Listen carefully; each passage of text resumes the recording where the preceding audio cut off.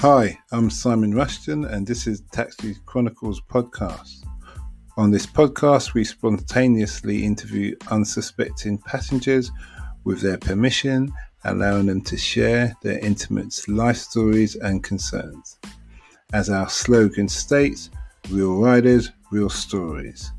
Some riders prefer to be anonymous, while others ask me to tell their story later on. Either way, there are all genuine 5 to 10 minutes stories, so sit back and enjoy this episode. Morning.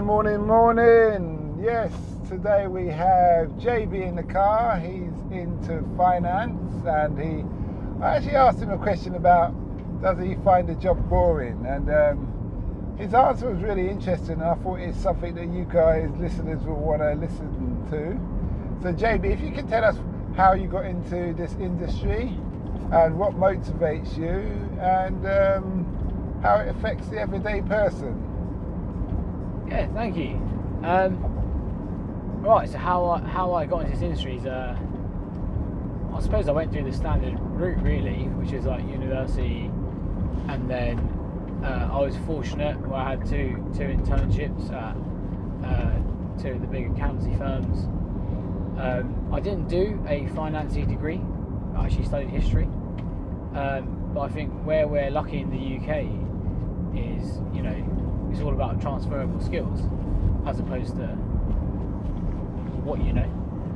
Certainly at that level, certainly at the graduate level, it's about enthusiasm, showing your willingness to do a job and having enough of an awareness about what goes on. So I was fortunate and I had these internships, and obviously,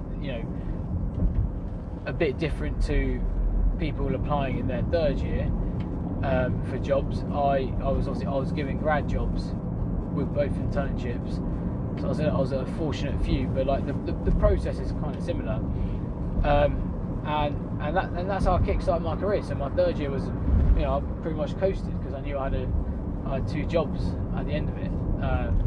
And I took one of them, again, one of the big accountancy firms, and then I started doing tax. So not normal accountancy, but specialism in tax.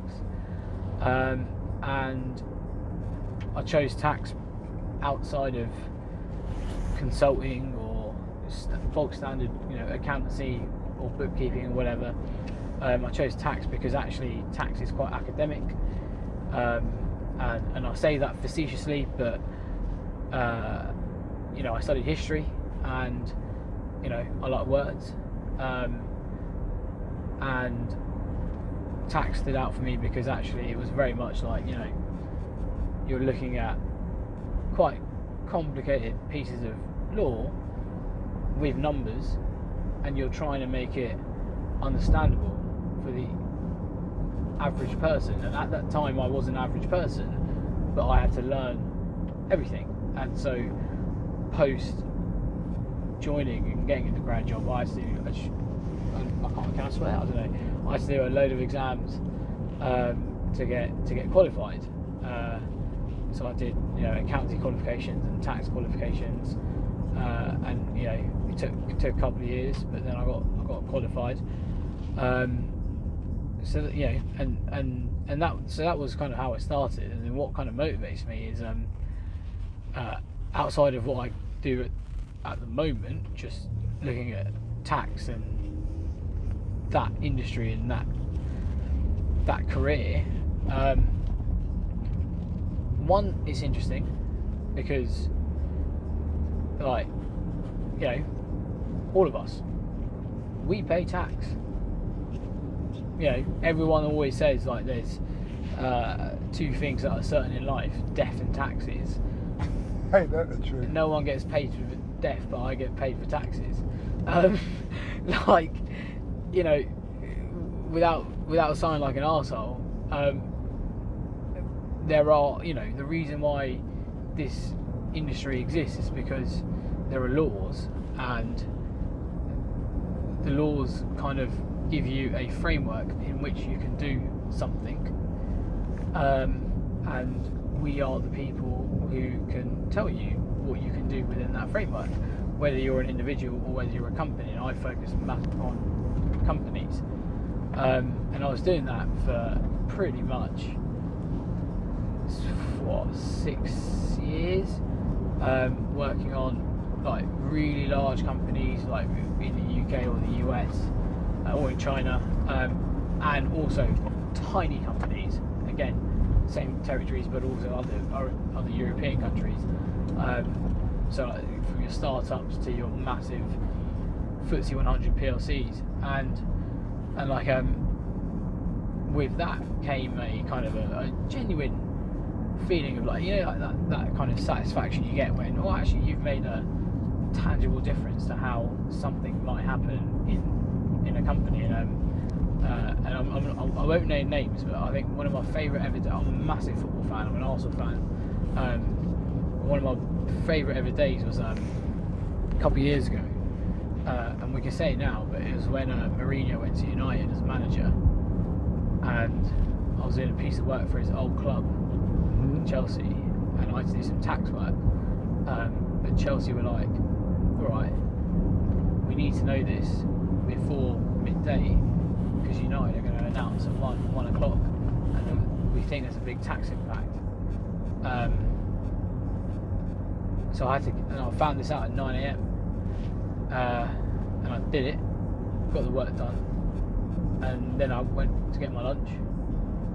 When I was getting my lunch, Sky Sports News was on in the canteen, and there it was. Mourinho was announced at United press conference, and it would have happened anyway, but it was quite cool to know that actually you played a part. I played a part in that happening,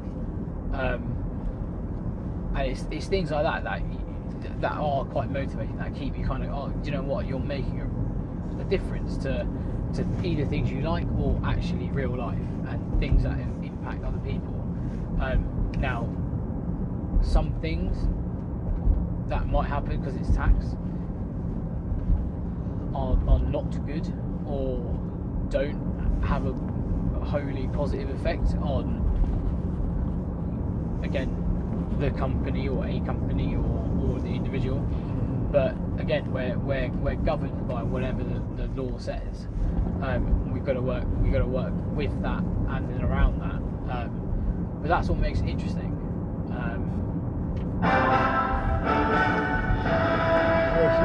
That's me. Okay. But yeah, so what was the third bit? No, the first bit and the future of your industry. I suppose the future of my industry, like, it's well, death and taxes, always. Sorry, it's me again. Let me pause. Hold on.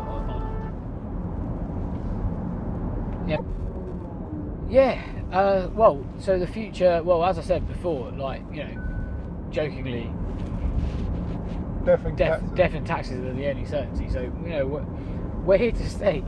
Like, the future of taxes, you know, I'll tell you what, like, look at what's happening at the moment, right? COVID. Load of bollocks. And you look at what Rishi's done as a Chancellor, and whatever your views on the government, like, in my opinion, fuck Boris. But, I was going to say, do you think the Boris is handling it well?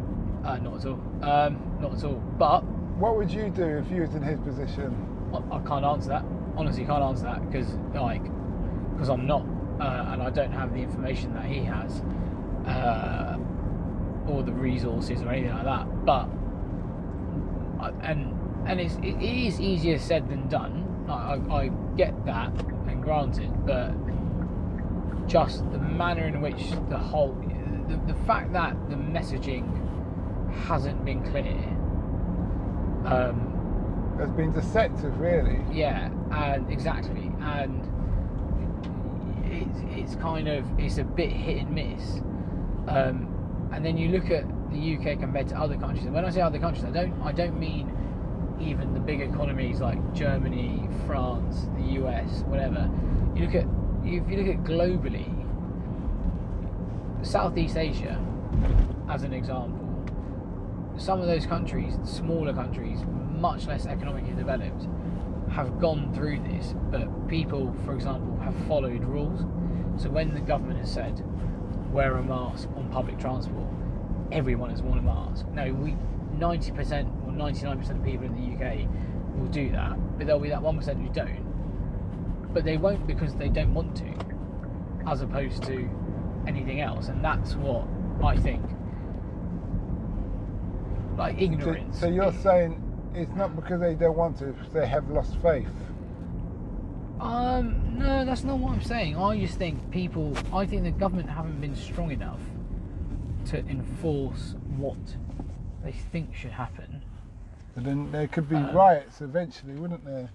And because of what I'm saying is, what their things don't make sense. So if you have, if it's 7 people you wear masks, there's 6 people you don't, or 6 people could be in a room together, small on a bus, yeah, or even 30 people could be on a bus, but you can't. But you need to have 2 meters space between everybody, or you just do the equivalence. Things aren't weighing up. If you see what I mean, you need to wear a mask when you're walking into the restaurant, but not when you're eating. Exactly. Yeah. Okay, so what's the difference? Yeah, well, that's what I mean. Like, it just a lot of it just doesn't make sense, or you can't. It's not 1 + 1 = 2. Yeah. It's, and I get it. It's hard. And so because of that, if you turn around and start muscle people to do what you want them to do, and it doesn't make sense, and you're not reasoning with them, there'll just be a public backlash. Yeah, I think well, I think people just will lose faith, and I think they've lost faith already. You've got some die-harders who are hanging on. Yeah. But generally, a lot of people have just lost faith. They just said, "I'm not interested." People can't be asked, and I get it also from a personal people point of view, because you want to get back to normal life. At the same time, there is this pandemic. It's just very difficult. But they call it a pandemic, but no one dies in the street. Now, if you look at previous pandemics, people always die in the street.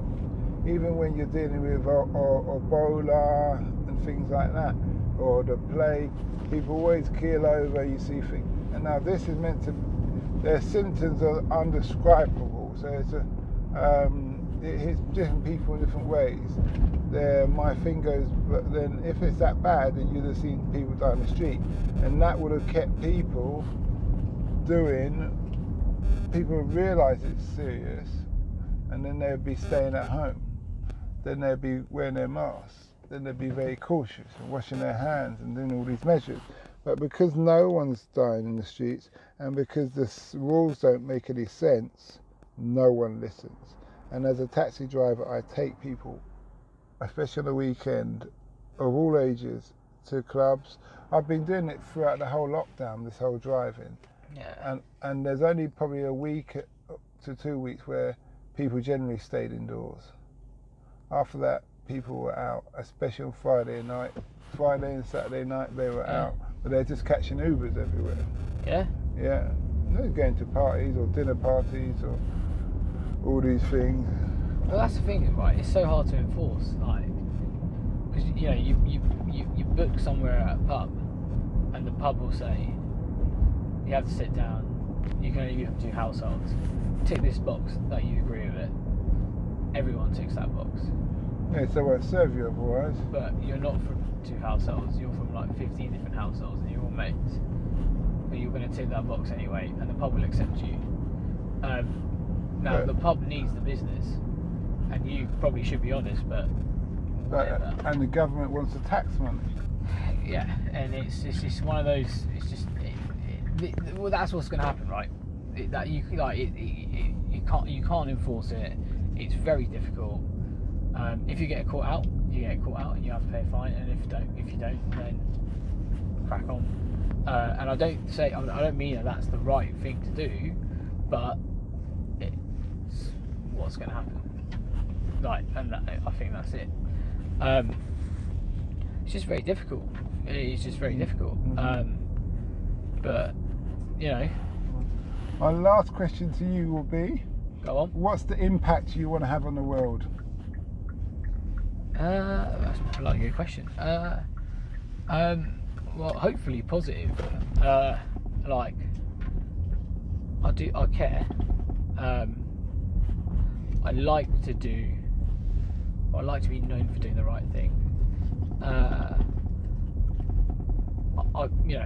I'm not going to be a Barack Obama or can be whatever you want to be. Yeah, you're right. Yeah, but I don't think I'm ever going to get into the place where I can make let's say a macroeconomic massive tangible change on a big scale. But what I would like to do as smaller form or whatever is just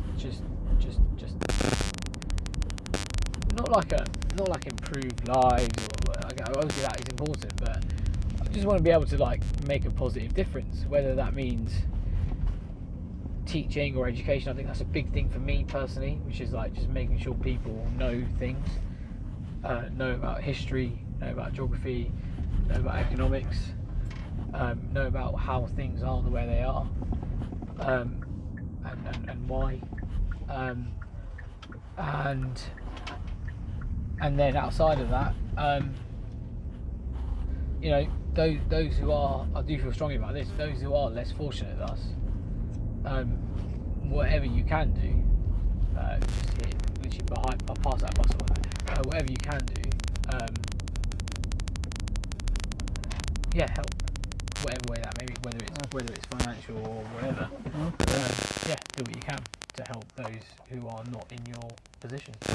Thanks a lot. That was a great interview. We hope you liked that episode. Keeping in mind, we never know who we're going to interview. We post twice a day, 8 a.m. and 5 p.m. GMT. Have you ever considered the future economies to invest in? Why not listen to our sister podcast, Africa Investor Stories? Considering Africa has the fastest growing economies and population on Earth, and has done for many years, it holds 30% of the world's known natural resources.